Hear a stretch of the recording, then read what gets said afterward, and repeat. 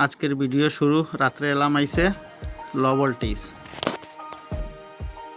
পরদিন সকালবেলাও সেম কিসা, বৃষ্টি, শিলাবর্ষণ, বাইরেবার তো ক্ষমতা নাই।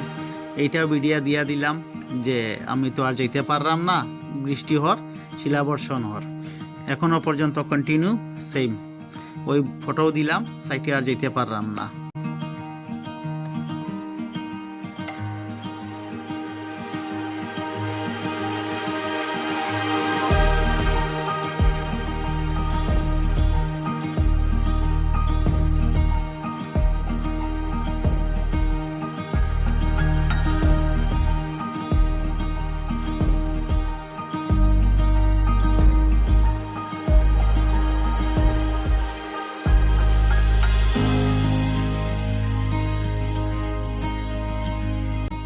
তো বেশি কিছু না দেখিয়া বৃষ্টি একটু কমাইছে, বাইরে গেলাম আর রোডের অবস্থা দিলাম, এটাও ভিডিও। রাস্তা যেতে যেতে দেখি এই রকম আবার ঝড় বৃষ্টি আনছে। কি করলাম, আর একটা ভিডিও বানাইয়া দিলাম। তো এইরকম করে করি ফাইনালি সাইটে পৌঁছলাম।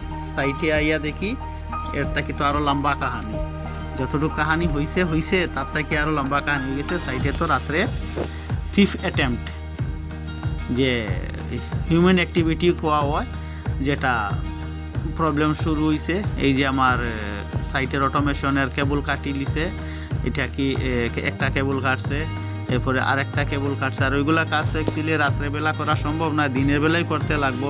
সাইটে আইয়া ডিজি ম্যানুয়াল চালাইবা, এছাড়া তো আর কিচ্ছু করার নাই। তো সেম আমি ডিজি ম্যানুয়াল চালাইয়া সারিয়া রিস্টোর করে একটা ভিডিও বানাইয়া দিয়ার এই যে রিলও কুলিয়া ফালাই দিছে, এই রিলের ভিডিওটাও বানাইয়া দিলাম কোম্পানিরে। এরপরে যিশুর ফটো দিলাম, সিরিয়াল নম্বরের ফটো দিলাম, কেবল সব কুলিয়া নিচে গিয়া এটা দিলাম। নিচে দেখছেন যে কন্ট্যাক্টার, এই যে যিশুর ডিসপ্লেতেও লাইট নাই, কারণ সব কিছু চুরি করিয়া নিচে গিয়ে কাটিয়া বাইটিয়া ফালাই দিছে। আর সাইট ম্যানুয়াল চালাইছি, এই যে মানে জেনারেটর স্টার্ট হওয়ার পরে অটো কন্ট্যাক্টার হোল্ড হওয়ার লাগিয়া একটা এনওএনসি কেবল থাকে, ওইটা দিয়া সারিয়া সাইট রিস্টোর করছি।